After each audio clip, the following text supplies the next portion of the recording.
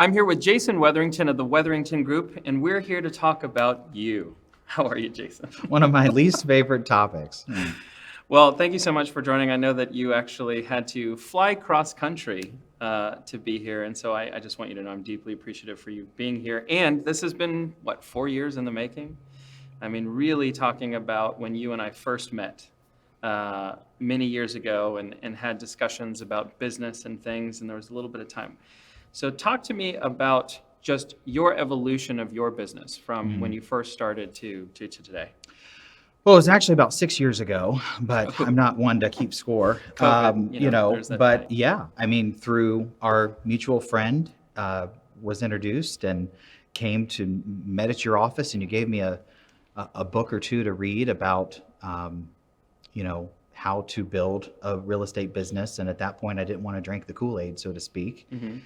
And the proof was in the numbers, and growing up in the area that I was working, I thought I could do it all on my own and had what I needed to do to be successful. And after sitting back for several years watching all of these other folks that you had the opportunity to work with and coach and serve alongside and see the success that they were experiencing, and then, which led to that phone call to Jack Smith, what the hell are you doing?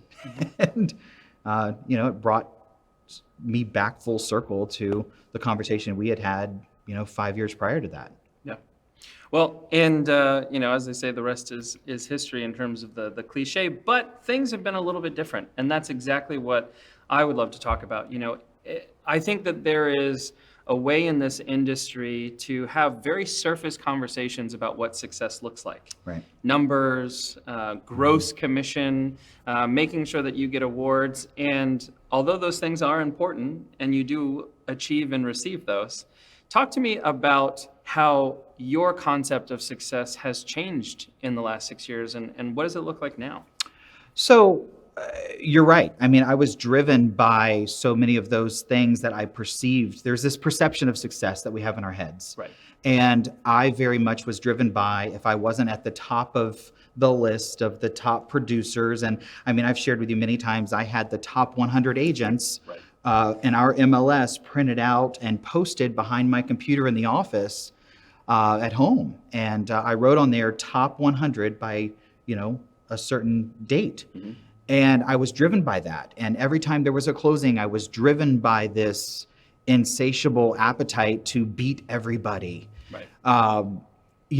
And through a series of life events and this growth and evolution, or whatever you want to call it, helped me realize that the only person I'm really competing against is myself, essentially. Right. And what success looks like for any other agent is not necessarily what success means to me. Mm-hmm.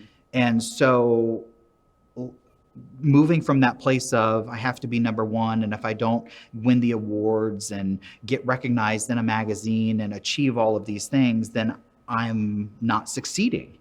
And that's where there was this paradigm shift or just complete change in mindset for me of realizing that success is a very personal thing. And the only success that I have to worry about or be concerned about or work towards is what that definition of success is in my life and for my family. Yeah. Well, and it is fascinating. There are quite a few people that the proving it to others is absolutely a motivator. It will take you to a certain place.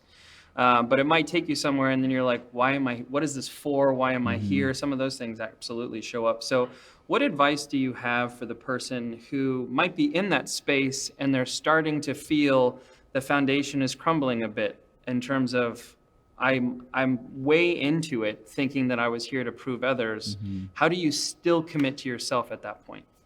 I think for me, and I can only speak for myself and my experience, it's been giving myself the grace and the empathy and the space to redefine what success means for me. And it's a constant realignment or alignment with the way life shows up for me, for my family, and it's unique to each individual person. And so I would say, allow yourself that space and that grace that you would show other people. I mean, I would find myself talking to new agents in the market center or at networking events or whatever, and I would be telling them these words that were coming out of my mouth and speaking into them.